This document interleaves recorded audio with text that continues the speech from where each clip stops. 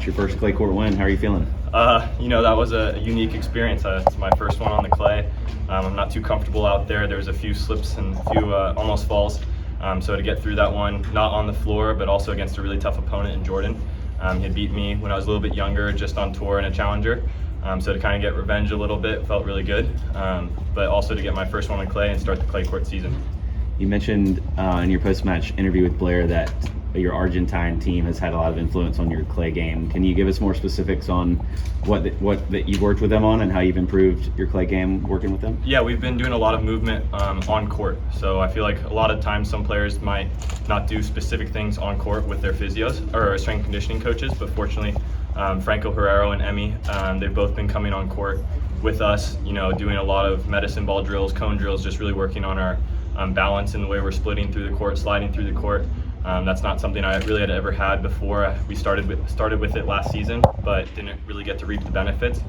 This year I've been a little bit more comfortable on it, feel a little bit more centered under my feet, and that's the most important thing that they've taught me. Ethan Miles, serve on Sports Illustrated. Congrats on the win. At 4-2, when you were up the break advantage in that third set, you lost that game. What were the kind of things that were going through your mind to kind of get back on track, which you did eventually in the match? I think the initial things were probably some bad words, but right after I got through that, I realized I was still up in the match. I was still able to compete up a break late in the match. Kind of could let it all go. He's playing with a little bit more pressure, being seeded, being one of the top players in the world. So I was able to kind of just recenter myself on that changeover. Fortunately, on the ATP, the changeovers are a little bit longer than challengers, so I had a little bit more time to regroup and really get ready for the upcoming games. And I was able to close it out well after getting rid of the bad things that I needed to in order to make way for the positive. Could you speak a little bit about your next opponent, Colton Smith? I didn't even know that. Colton's a good friend of mine. After I'd won NCAAs, he actually came to Fresno and stayed just in my brother's room. So he stayed with our family in Fresno. He's trained with me a lot. We've spent a lot of time together on the road when he has the chance. He's still in school right now, but he's an amazing player, incredible competitor. His ability to catch fish is unlike any others as well. But yeah, he's just a good friend. I look forward to competing against him in an ATP match like this one. Speaking of, go ahead. Colton actually mentioned earlier that he felt a difference in the level of play between like challengers and top 100 players that you see more often on the ATP Tour. What do you feel as far as the ball striking and your reactions out there? How does it feel going from challenger level to ATP level? I think it's the physicality is the most important thing. I think the guys on tour are just more physical with their ball striking. They also know their moments a little bit better, so maybe deep in a match they're willing to put just one or two more balls in court, step 6 to 8 feet behind the baseline and just make you come up with something. That's something that I've learned through playing a bunch of ATP matches this year and last year. They just really hunker down when the important moments, whereas challenger players, so sometimes they try and go all or nothing, and 50-50 at that point. So I think that's another important thing.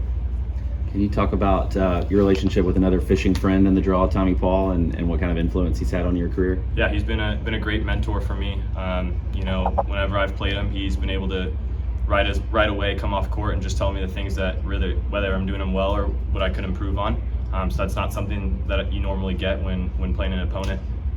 Jordan's not going to tell me when I go in the locker room what I did great today. I'm fortunate enough to have Tommy kind of on my team with that side of things. He's able to tell me where I can get better, and he's been there and done that. A lot of the times last year when I was struggling, I was able to kind of talk to him in a heart-to-heart type of way, because he's been there, he's gone through all these type of challengers, futures, like he didn't play college tennis, but he played all the junior events as well. So he's been there and done that. So it's not like it's something that they haven't experienced. So I was able to actually feel like I could talk to him about it, whereas some other players and coaches, you talk to about them or talk about it with them, and they have no idea what they're saying because they haven't been through it. But fortunately, Tommy's been through it all, and he's really, really there for it to help me. Anything else, guys? You said on the court that this is already one of your favorite events. Could you specifically tell us what you like? Yeah, the fan engagement is probably my favorite part. Getting to play in front of a lot of people, it's always fun. Sometimes you go to events and there's not quite that many people, and so it's really hard to get going. Losing that first set, if you're playing in front of nobody, it's really hard to get that engagement with yourself and with the crowd. They're not going to fire you up. You have to really rely on yourself. But having a lot of people there, you're able to look around and people want you to do well, especially being an American here in Houston. They're really supporting you, being loud for you.